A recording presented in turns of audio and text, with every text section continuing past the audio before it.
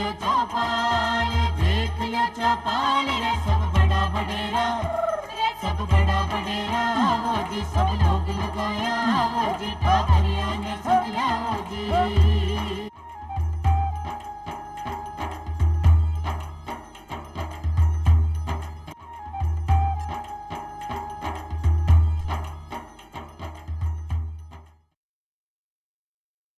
वाला सबला दर्शका ने राम राम सा भाई चौपाल में हमेशा नई नई जानकारी लेकर आवा हाँ, चाहे वो अपने स्वास्थ्य की हो, कानून की हो, अपना हक की बात हो, शिक्षा से संबंधित हो, या आपने समाज में कोई भी लिप्त बुराई हो बीने दूर करवा के लिए हो, या आपनी जानकारी से संबंधित कोई भी कार्य हो। तो भी ही सिलसिला में चौपाल ने आगे बढ़ाता हुआ कि आज की चौपाल में आप चर्चा कर रहे हैं प्रधानमंत्री आवास योजना का बारे में, यानी सबके लिए आवास उपलब्ध कराया जाए। अपनी सरकार की तरफ से प्रयास किए जा रहे हो कि जो अपना समाज का कमज़ोर वर्ग का लोग है बिना किफ़ायती दर पर आप लोग खुद को मकान मिल जाए, जिससे जो किराए को झंझट है वो आपसे दूर हो जाए। आपने सबने पता है कि माहौल कई बार ऐसा हो जाए कि आपने पास किराया देवा के लिए भी धनराशि नहीं है, या आपने रहबा के लिए परेशानी हो रही है, या कई मजदूर भाई बहन ऐसा है जो समय परिवर्तन के साथ साथ जगह परिवर्तित करते रहे, तो उन्हें एक जगह स्थिर करवा के लिए खुद को मकान उनके पास हो जावे। ई के लिए आ योजना चलाई गई है प्रधानमंत्री आवास योजना, और ई की पात्रता कुण कुण लखे है, यानी कि ई को लाभ कुण कुण उठा सके है, किया लाभ उठा सके है, कितनी सहायता राशि ई में मिले है, और कितना समय से आपने सहायता राशि मिल सके है, कब निर्माण कार्य आपने शुरू हो सके। आप पूरी जानकारी आज का कार्यक्रम में लेकर आया है और चर्चा करवा के लिए पधारे हैं केशव किशोर शर्मा साहब, जो अधीक्षण अभियंता हैं ग्रामीण विकास विभाग राजस्थान से। शर्मा जी, आपको बहुत बहुत स्वागत है चौपाल में। नमस्कार जी हाँ, कि आज आप प्रधानमंत्री आवास योजना का बारे में चर्चा कर रहे हैं, जितना कि अपना ग्रामीण भाई बहन है इसको लाभ उठा सकें। तो सबसे पहले आई कि प्रधानमंत्री आवास योजना जो है इन्हें एक बार विस्तार से समझ लियो जावे कि आ योजना है कि प्रधानमंत्री आवास योजना में ऐसे परिवार जिनके पास आवास की सुविधा नहीं है, उन परिवारों को आवास उपलब्ध कराने के लिए भारत सरकार द्वारा ये योजना चलाई जा रही है। इसमें जो परिवार जो चिन्हीकरण किया गया है वो 2011 में सामाजिक आर्थिक एवं जाति आधारित जनगणना में पूरे देश में सर्वे कराया गया। ऐसे परिवार जिनके पास भूमि भी नहीं है, आवास भी नहीं है, उनका चिन्हीकरण किया गया। उन परिवारों की एक सूची तैयार की गई। उस सूची के आधार पर इस योजना के अंतर्गत लाभान्वित करने का लक्ष्य रखा गया। तो ऐसे परिवार जिनके पास आवास सुविधा नहीं है वो इस योजना के लिए प्रधानमंत्री आवास योजना के लिए आवास अनुदान उपलब्ध कराने का प्रावधान रखा गया। जी, तो आपने जो आवास योजना है वो ग्रामीण इलाका के लिए अलग है और शहरी के लिए अलग है। तो ग्रामीण इलाका में खासी काई आपने लक्ष्य रखे गए है?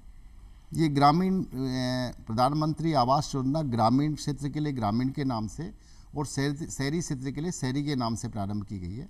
मैं आज ग्रामीण प्रधानमंत्री आवास योजना ग्रामीण के बारे में बताऊंगा कि जो उसकी वरीयता सूची का निर्धारण है वो ग्राम सभा के द्वारा ही किया जाता है। भारत सरकार ने जो सर्वे किया है उस सर्वे में जो परिवार अपने राजस्थान के परिप्रेक्ष्य में बात करें तो राजस्थान में 27,22,000 परिवारों की सूची 2011 में भारत सरकार द्वारा राज्य को उपलब्ध कराई गई।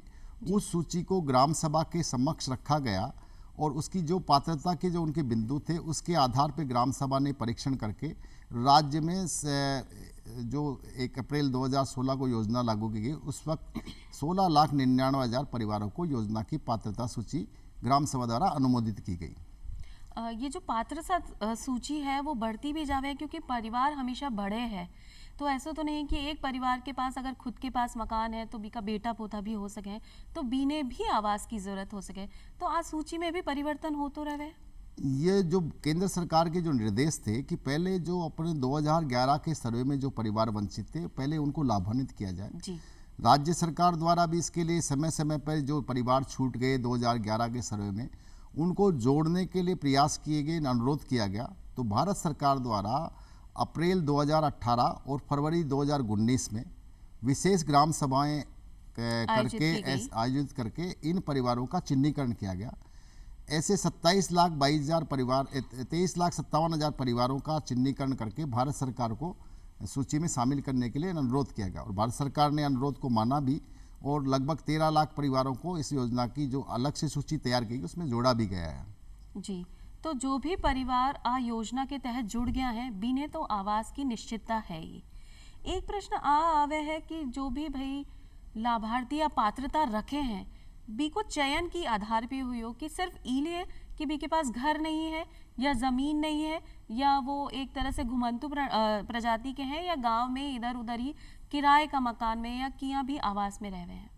तो इसका जो मैंने अभी थोड़ी देर पहले आपसे अनुरोध किया कि सामाजिक आर्थिक जाति आधारित जनगणना है उसमें जो सूची तैयार की उस सूची का ग्राम सभा के समक्ष रखा है। तो ग्राम सभा को इसमें योजना के दिशा निर्देश में 13 बिंदु शामिल किए गए। उन 13 बिंदुओं के आधार पर ग्राम सभा उसका परीक्षण करती है जिसमें है उसके पास 2 व्हीलर 3 व्हीलर यानी 2 पहिया वाहन 3 पहिया वाहन नहीं हो, कृषि मैकेनाइज उपकरण नहीं हो, 2.5 एकड़ सिंचित भूमि 5 एकड़ कृषि भूमि ये नहीं हो, रेफ्रिजरेटर नहीं हो उसके पास, लैंडलाइन नहीं हो और उसके पास किसान क्रेडिट कार्ड जिसकी 50,000 से अधिक लिमिट हो वो नहीं हो और इसके अलावा इनकम टैक्स नहीं देता हो, कॉमर्शियल टैक्स नहीं देता हो। इस तरह की 13 बिंदु भारत सरकार द्वारा निर्धारित किए गए। उसके आधार पर ग्राम सभा उसका चिन्हीकरण करे और उन परिवारों की अंतिम सूची तैयार की। मैंने आपसे निवेदन किया कि 27,24,000 परिवारों में 16,99,000 परिवार इस आधार पे पात्र पाए गए हैं जिनको योजना का लाभ दिया गया है।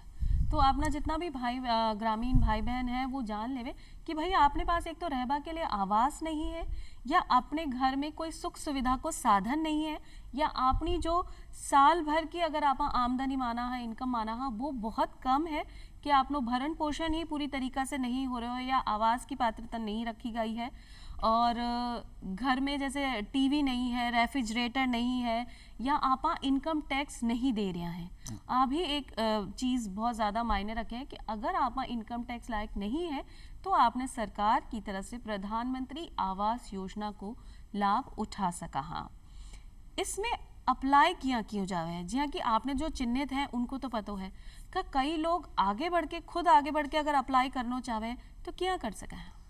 योजना के जो दिशा निर्देश निर्धारित किए वो सूची अपन ग्राम सभा से अनुमोदित है यानी गांव के लोग बैठ के ही जो भारत सरकार ने सूची दी है उसका परीक्षण इन 13 बिंदुओं पे करते हैं। उन 13 बिंदुओं के आधार पे जो पात्र परिवार है उसकी प्राथमिकता यानी कौन से परिवार को पहले मिलेगा कौन से बाद में मिलेगा। प्राथमिकता का आधार है कि जिसके पास भूमि भी नहीं है मकान भी नहीं है उसको सबसे पहले प्रायोरिटी पे रखा गया है और उसके बाद जो गरीबी की श्रेणी के आधार पे उसके परिवार की प्रायोरिटी ग्राम सभा ही निर्धारित करती है। और ये भी अच्छी बात है कि हर जैसे सामान्य वर्ग के लिए अलग सूची तैयार की जाती है, अनुसूचित जाति की अलग तैयार की जाती है, अनुसूचित जनजाति की अलग तैयार की जाती है, अल्पसंख्यक वर्ग की अलग तैयार की जाती है। इस तरह से 4 सूचियाँ तैयार की जाती है और भारत सरकार से जो लक्ष्य आवंटित होते हैं कैटेगरी वाइज मतलब SC ST के अलग देते हैं, अल्पसंख्यक अलग देती है, उसी जो उनका निर्धारित मापदंड है उसके हिसाब से ग्राम पंचायत वार लक्ष्य भारत सरकार इस तरह से ही आवंटित किए जाते हैं और उसी जो वरीयता सूची ग्राम सभा ने जो अनुमोदित करी है और जो आवास शोप पे अपलोड करी है उसी सूची के आधार पर क्रम संख्यावार जैसे 1 नंबर वाले को पहले मिलेगा उसके बाद 2 नंबर वाले को मिलेगा उसके बाद 3 नंबर वाले को मिलेगा। मतलब क्रम संख्या को अपन स्किप नहीं कर सकते, उसको छोड़ नहीं सकते कि ये नहीं कि 1 नंबर के बाद सीधे 5 नंबर वाले को दे दें। ये इसमें योजना में कहीं किसी तरह से अनुमति नहीं है। जो प्रायोरिटी ग्राम सभा ने फाइनल की है, गाँव के लोगों ने बैठ के फाइनल की है, उसी आधार पर योजना के अंतर्गत सभी परिवारों को आवास देने का लक्ष्य रखा गया है। और मैं आपको बता के बहुत खुश हूँ कि भारत सरकार ने 2020-21 तक के जो समस्त परिवार थे जो सूची तैयार की थी वो सारे लक्ष्य राज्यों को आवंटित कर दिए हैं और उसके सभी की स्वीकृति हमने कर दी है। उसके बाद जो नई सूची 2018 में और 2019 में ग्राम सभाओं ने जो तैयार करी, गांव के लोगों ने बैठ के जो दी और भारत सरकार को जो हमने भेजी, उसके आधार पे भी 13 लाख परिवारों की अनुमति हमको मिल गई है और उन 13 लाख परिवारों में से 4 लाख के लक्ष्य 3,97,000 के लक्ष्य गत वर्ष 21-22 में भारत सरकार से प्राप्त हुए थे, जिसकी स्वीकृति भी राज्य सरकार ने जारी कर दी है। जी, तो अपना जितना भी लाभार्थी है या पात्र परिवार है, एक तो वो अपनी सूची में अपना नाम देखकर अपनी बारी को इंतजार कर सके हैं, क्योंकि जी हाँ कि शर्मा साहब ने बताया हो कि भाई क्रमबद्धता रखी गई है कि जिको क्रमांक पहले है बीने पहले आवास उपलब्ध कराया जाएगा। और जो अपनी योजना की विशेषता भी है कि आपने बोलबा की जरूरत ही नहीं है। आपकी ग्राम पंचायत ने जो भी तय किया है आप मिल बैठकर, और अगर कोई को नाम चूक भी गए है, कई बार गलती भी हो जावे है और आपनो अगर नाम रह गए है तो आप जहाँ भी रहे हो बटे जार अपनी पंचायत ग्राम पंचायत में जार आपनो नाम बता सको हो कि मैं रहूं हूँ और मेरे पास भी आवास की कमी है या मेरे पास ज़मीन नहीं है, तो मैं भी आ योजना को लाभ लेना चाहूँ। मैं इसमें थोड़ा सा बताना चाहूँगा कि अगर आपको ग्राम पंचायत में जाने का टाइम नहीं है और आपको लगता है कि मेरे को जानकारी करनी है, तो संवाद ऐप है, आपने गूगल प्ले स्टोर पे आवास ऐप पे या नेट वेबसाइट पे भी अपन देख सकते हैं। हर गांव की ग्राम पंचायत वार सूची, कितने परिवारों का नाम है, किसको स्वीकृति मिल गई, किसको कितने पैसे की राशि जारी की गई, ये सब ऑनलाइन उपलब्ध है वेबसाइट पे। और आप संवाद ऐप के थ्रू अपने गांव में कितने कितने लोगों को आवास अब तक मिल चुके हैं, किसको मिलना है, किसका नंबर कब आना है, ये आप ऑनलाइन की सुविधा अगर ई मित्र पे जाके जानकारी कर सकते हैं या अपने खुद के मोबाइल पे अगर आपके पास सुविधा है तो वो जानकारी कर सकते हैं। किसी कार्यालय में जाने की जरूरत नहीं है जी। तो एक संवाद ऐप जो शर्मा साहब ने बताई कि बी में आप जार अपनी पूरी सूची देख सका हूँ और अपनी जानकारी भी हासिल कर सका कि भाई मेरा नाम है या मेरा नाम नहीं है, मैं पात्र हूँ या नहीं हूँ। अगर नहीं हूँ तो आप ग्राम पंचायत में जाके ई के लिए आवेदन भी कर सका या आपने बता सका कि भाई मेरा नाम छूट गयो है।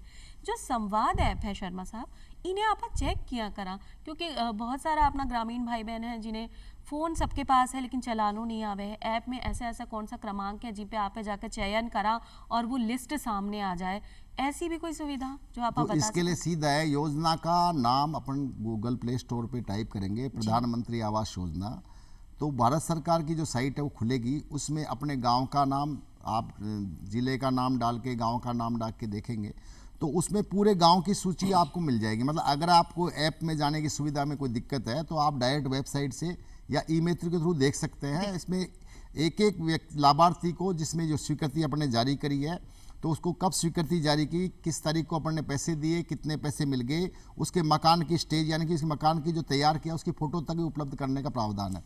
और मैं आपको बता दूं कि अगर आपकी स्वीकृति जारी करेगी तो आपको कहीं जाने की जरूरत भी नहीं है। अगली जो किस्तें उसको देंगे वो भी लाभार्थी खुद अपने मोबाइल से, जो उसका मोबाइल नंबर आवेदन के साथ रजिस्टर्ड किया गया है, उस मोबाइल नंबर के द्वारा अपनी फ़ोटो अपलोड करके जियो टैग फ़ोटो अगली किस्त का खुद ही आवेदन कर सकता है। उसके लिए किसी कार्यालय में, पंचायत समिति में या जिला परिषद में जाने की आवश्यकता नहीं है।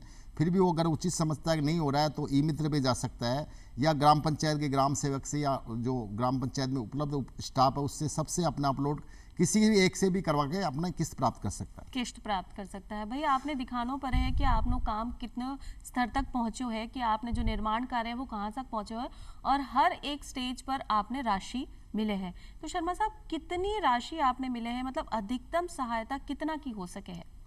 प्रधानमंत्री आवास योजना में ये प्रावधान किया गया है कि अपने को 1,20,000 तो योजना के मद से मिले। इसके अलावा महात्मा गांधी नरेगा से 90 मानव दिवस को उसको विशेष अनुमति दी गई है कि 90 मानव दिवस वो खुद उस पर काम करके उसकी हाजिरी महात्मा गांधी नरेगा से मिलेगी।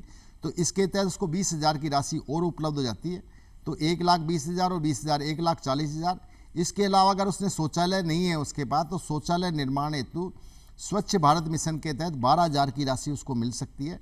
इस तरह कुल मकान निर्माण के लिए उसको 1,20,000 और 20,000 नरेगा से और 12,000 स्वच्छ भारत मिशन से 1,52,000, लगभग 1.5 लाख की राशि उसको मिल जाती मिल सके है। तो ये राशि भारत अपने जो योजना का 1,20,000 है वो सैंक्शन के साथ, स्वीकृति के साथ ही उसको 15,000 की राशि दे दी जाती है। और जैसे ही वो नींव भर लेता है, दासे तक का निर्माण जिसको अपनी भाषा में बोलते हैं, दासे तक का वो निर्माण पूरा कर लेता है तो उसको 45,000 की राशि।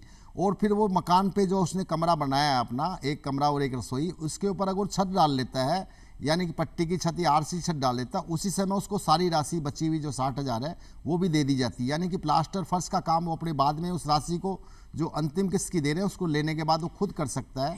उसके लिए मतलब सब तरह से सैंक्शन के साथ 15,000 दे दिए, दासे पे 45,000 दे दिए, छत डालते 60,000 दे दिए। तो ये कोशिश की गई कि लाभार्थी को स्वयं का पैसा बाद में लगाना पड़े, पहले योजना मद के पैसे से वो अपनी छत डाल के और पक्का आवास के पक्की छत के नीचे रह सके। बाद में प्लास्टर फर्श दरवाजे खिड़की वो अपनी सुविधा के, अपनी आवश्यक वित्तीय संसाधन जैसे उपलब्ध उसके आधार पर पूरा कर सकता करवा सके है। तो भाई आपने 3 स्तर पर पैसों आपने मिल सके हैं। एक बार आपनो ढांचो तैयार हो जाए, छत डल जाए या अपनी और भी कोई तैयारी बची है तो वो भी आप ई पैसा से कर सका अगर आपके पास पैसों बचे हैं तो। और एक बहुत ही खासी जानकारी जो शर्मा साहब ने दी कि भाई अगर कोई आपनो मजदूर वर्ग है तो वो स्वयं का मकान बनावा में खुद निर्माण कार्य कर रहे हुए तो मनरेगा के तहत 90 दिन की मजदूरी अपनी सरकार की तरफ से आपने दी जावे है। मतलब 90 दिन को रोजगार भी आपने एक तरह से मिल ही गए। खुद को ही मकान बनाना है और अपना सही तरीका से बनाओ और अपनी मजदूरी भी मिल सके। और जो भाई बहन मजदूरी करबो नहीं जाने हैं, बिने अलग से लेनो पड़े, तो बी के लिए भी मजदूरी तो है ही जो सरकार की तरफ से दी जा रही है। तो आपको आवास अब आराम से बन सके है, निश्चितता के साथ बन सके है और जो भी एक तरीको बताया हो सरकार ने, बी से आपने खुद को आवास मिल सके है। एक तो आ बात कि आपने अब अप्लाई करवा की ज़रूरत नहीं है, लेकिन आपने अगर लिस्ट में नाम है तो आप एप्लीकेशन में देख सका। अगर कोई व्यक्ति ने एक बार मकान बन चुके है तो बी का बेटा पोता के लिए भी है तो वो भी आपने समय को इंतज़ार ही करना पड़ेगा, क्योंकि अचानक से तो आप भर नहीं सका, क्योंकि खुद भी चयन अपनी सरकार ही करे। एक परिवार को एक मकान है, एक परिवार को अगर वो परिवार है तो उस परिवार को एक बार अपन लाभान्वित करने का प्रावधान है। जी जी। अगर परिवार पूर्व में लाभान्वित है तो इस योजना फिर लाभ नहीं मिलेगा उसको। अगर वो अलग से परिवार है, नया परिवार बना है तो उसको ग्राम सभा चयन करेगी। जैसे अपन ने 2018 और 2019 में परिवारों का चयन करके भारत सरकार को भेजा है, तो भारत सरकार उसमें आधार नंबर और जॉब कार्ड, नरेगा में जॉब कार्ड नंबर, ये मैं आपको बताना चाहूँगा। इसमें भारत सरकार ने जो गत वर्ष जो चयन किए हैं उसमें एक आधार रखा है नरेगा जॉब कार्ड का। तो नरेगा जॉब कार्ड में ये मालूम पड़ जाता है कि उस परिवार, जो गरीब परिवार जो अपने को इस श्रेणी में रखना चाहता है, उसने नरेगा में काम किया है या नहीं किया, किया है तो कितने दिन किया। 3 वर्षों का जो उसका आधार है, रिकॉर्ड है नरेगा में काम करने का, उसके आधार पर उसकी गरीबी की श्रेणी तय करते हैं। फर्स्ट प्रायोरिटी उसको रखा है जिसने सबसे ज़्यादा काम किया है, और जिसने कम काम किया उसको लास्ट प्रायोरिटी पे रखा है। जी जी। तो इस आधार पे उसका चयन किया जाता है और उस नए परिवार को जोड़ने का अधिकार राज्य सरकार के पास तो नहीं, पर भारत सरकार उसको अब ग्राम सभा के प्रस्ताव के अनुमोदन के उपरांत कंसिडर करके जोड़ देती है। और ऐसे 13 लाख परिवार अपन ने अपने बताया, गत वर्ष उसमें 4 लाख परिवारों को अपन ने स्वीकृति दी है, भारत सरकार ने जोड़े भी हैं। जी। शर्मा साहब, जैसे कि जो परिवार एक गांव में रह रहे हैं भी कि ग्राम पंचायत ने पता है कि आम परिवार के पास घर नहीं है, लेकिन जो घुमंतु जाति का परिवार है या गडरिया लुहार आपा कह सका, जो जगह जगह घूमकर अपनो काम करे, आजीविका कमावे, तो वो अपनो नाम कठे द कौन सा गांव में करावे, ई को चयन किया होगा कि ग्राम पंचायत कौन सी ग्राम पंचायत भी लगे? वो राज्य की किसी भी ग्राम पंचायत में चयन करा सकते हैं, जहां भी उनको लगे, जहां वो वर्तमान में अभी काम कर रहे हैं उस ग्राम पंचायत में अपना चयन करा सकते हैं और इस सूची में जुड़वा सकते हैं। और ये भी राज्य सरकार का दायित्व है कि उन परिवारों को प्राथमिकता पे निःशुल्क भूखंड आवंटन करती है, करे भी है। जो अपने राजस्थान का पिछले जो रिकॉर्ड है उसमें 55,000 परिवार हमने चिन्हीकरण किए थे जिनके पास भूमि नहीं थी। मैं ये नहीं कर, सब गाड़ी वाले वार थे, कुछ इस अलग अलग तरह के श्रेणी के हो सकते हैं, पर उनके पास आवास निर्माण हेतु भूमि नहीं थी, योजना की पात्रता रखते थे, उनको 1,20,000 का अनुदान देना था, परंतु भूमि नहीं होने से आवास नहीं बन रहे थे। ऐसे 47,000 परिवारों को आवासीय भूखंड राज्य सरकार ने उपलब्ध कराए। अभी भी 8,000 परिवार ऐसे हैं जिनको उपलब्ध कराने के प्रयास कर रहे हैं, परंतु ये प्रयास है कि ऐसे परिवारों को पहले नंबर पे आवास योजना की स्वीकृति दी जाए, इस योजना के लाभान्वित करके उसको भूमि उपलब्ध कराएं, उसको मकान बनवाएं। जी, तो आपने जो लाभार्थी हैं भी को कर्तव्य भी कुछ होना चाहिए, मतलब कोई नियम शर्त भी उन पे लागू होनी चाहिए कि आपा जब अगर आवास योजना को लाभ उठा रहे हैं तो जो पैसों आपने मिल रहे हो है वो सही दिशा में ही लगे, आवास के लिए दिए गए है तो आवास निर्माण में ही लगे। तो ऐसी भी कोई नियम शर्त है? आवास निर्माण का पैसा आवास में लगे, इसकी प्रोग्रेस अपने जियो टैगिंग करवाते हैं। जहाँ उसको बनाना है, जहाँ वो रह रहा है वहाँ की फ़ोटो लेते हैं, जहाँ उसको बनाना वहाँ की प्रोग्रेस, वहाँ की फ़ोटो लेते हैं, फिर वो उसका निर्माण स्तर के हिसाब से अपन उसको पूरा कराते हैं। तो भारत सरकार की अपेक्षा है योजना की दिशा निर्देश में ये है कि वो 1 वर्ष की अवधि मैक्सिमम वो अपना आवास निर्माण पूर्ण कर ले। हमारा ये मानना है कि आवास निर्माण के लिए लगभग 45 दिन की अवधि चाहिए, 1.5 महीना चाहिए। फिर भी 1 वर्ष की अधिकतम अवधि निर्धारित किएगी कि 1 वर्ष में लाभार्थी उस मकान का आवास निर्माण करके अपने पक्का मकान में रहना लगे।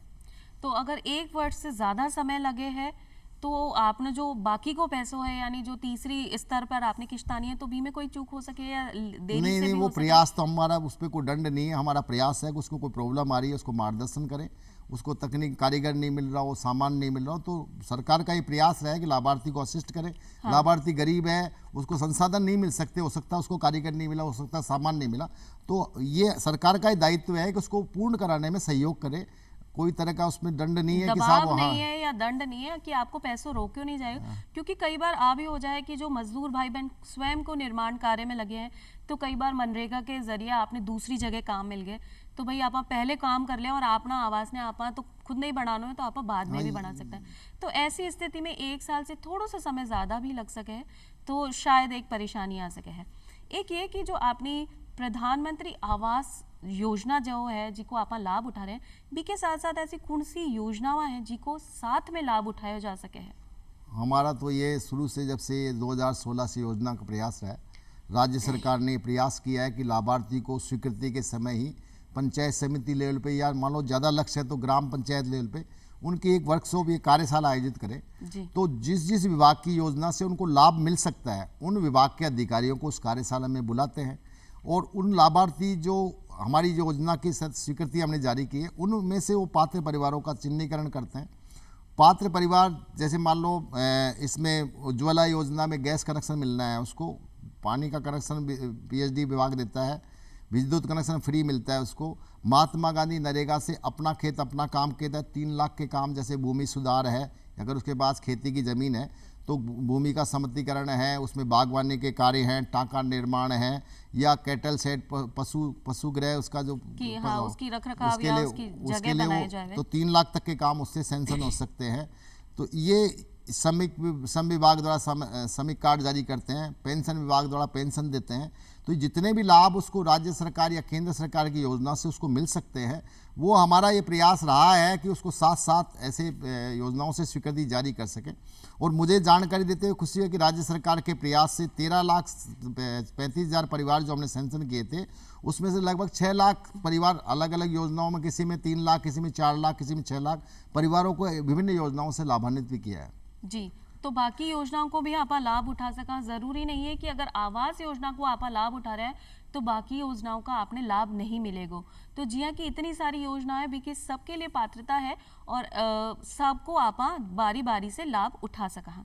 कई बार ऐसा हुआ है कि बहुत सारी शिकायतें भी आवे हैं कि भाई समय पर आपने पैसों नहीं मिले हुए या निर्माण कार्य पैसा की कमी से ठप हो गए है। तो ऐसा जो व्यक्ति है या लाभार्थी है, वो अगर शिकायत दर्ज कराना चाहे तो कठिन शिकायत करा सका और किया करा सका? इसमें तो अपने बेस्ट जो अच्छा तरीका जो माना जाता है वो है कि अपने मोबाइल से 181 नंबर राज्य सरकार का संपर्क, राजस्थान संपर्क पोर्टल का जो नंबर है, उस पर अपनी शिकायत दर्ज करें। उस पर आपके मोबाइल नंबर नोट करे जाते हैं और आपकी जब तक आप संतुष्ट नहीं हो, शिकायत उसमें ड्रॉप नहीं की जाती। तो इसमें अगर इस तरह की शिकायत है कि आपको किस्त की राशि मिलने में देरी हो रही है या नहीं मिल रही है, या और तरह की कोई परिवेदना है जिसमें आपको आवास निर्माण पूर्ण करने में समस्या आ रही है, तो आप बेझिझक 181 नंबर पर शिकायत दर्ज कर सकते हैं। अगर आपको लगता है कि वहाँ दर्ज करने में समस्या है तो ई मित्र पे जाके कर सकते हैं, वहाँ पे सीपी ग्राम पोर्टल, इन पे पोर्टल पे दर्ज करा सकते हैं, या अपने जो भी पंचायत समिति या जिला परिषद कार्यालय में आप लिखित में भेज सकते हैं। तो मेरा तो ये मानना है कि आप अपने मोबाइल से 181 नंबर पे आप सीधे शिकायत दर्ज कर लें और राज्य सरकार उसको तुरंत सोल्व करके आपकी परिवेदना दूर करके आवास निर्माण में पूर्ण सहयोग करने के लिए हमेशा तत्पर रहेगी। जी, और जी हाँ, कि आपने शिकायत दर्ज करी है तो एक समय सीमा होगी कि भाई इतना समय में आपकी शिकायत पर विचार भी किया जाएगा और बिना हल भी किया जाए। तो कितना समय तक एक व्यक्ति ने इंतज़ार भी करना चाहिए कि भाई इतना दिन बाद में एक बार दोबारा बात करूं, क्योंकि बार बार कोई ने परेशान करना भी गलत है। नहीं, वो एक बार दर्ज करने के बाद तो राज्य सरकार का दायित्व है, हर अधिकारी के लिए समय सीमा निर्धारित है। उसके बाद ऊपर वाले अधिकारी के पास वो शिकायत पहुंच जाती है, वो भी नहीं करता तो उससे ऊपर वाले फिर बाद में लास्ट में मुख्यमंत्री कार्यालय तक आ जाती है। तो ये तो संभावना है ही नहीं कि आपकी शिकायत की सुनवाई नहीं हो। आवास निर्माण की इस तरह की जो भी शिकायतें संपर्क पोर्टल के थ्रू हमारे को प्राप्त होती है, उसको हम हर संभव समय पर उसको निस्तारित करने का प्रयास करते हैं। और वर्तमान में ऐसी कोई शिकायत नहीं जिसमें विलंब हुआ हो, पर फिर भी राशि हस्तांतरण में या तकनीकी कारणों से किसी वजह से विलंब होता है तो उसको भी भारत सरकार से या राज्य सरकार से जहाँ से भी संभव हो तुरंत निस्तारित किया करने के प्रयास करते हैं। प्रयास किए जावे हैं। वही परेशानी हर योजना ने लाभा में भी हो सके है और बी को आयोजन करवा में भी हो सके है, लेकिन बी में थोड़ा सा समय लग सके है, लेकिन शिकायत आपकी दर्ज हो गई है तो बी को निवारण भी सरकार की तरफ से हो जावे है। इतनी चौखी योजना है प्रधानमंत्री आवास योजना, यानी अगर कोई भी व्यक्ति के पास आवास नहीं है तो भी ने आवास मिल सके, और अगर जमीन नहीं है तो जमीन भी सरकार की तरफ से मुहैया कराई जाए आपके ग्राम पंचायत के जरिए। शर्मा साहब, आपने जो आवास योजना के बारे में इतनी चौखी जानकारी दी और जिन लोगों ने पता ही नहीं है कि इको लाभ भी उठा सका और आप भी पात्रता रखे हैं तो आप वेबसाइट पे जाकर चेक भी कर सका कि भाई आपनो नाम है कि नहीं है, आप पात्र हैं कि नहीं है। ई के लिए थाने बहुत बहुत धन्यवाद देना चाहा कि आप चौपाल में आए और एक चौखी जानकारी आपने दर्शका के साथ साझा की। और आज मैं जाला फिर मिलांगा एक नई जानकारी के साथ, तब तक के लिए राम राम सा।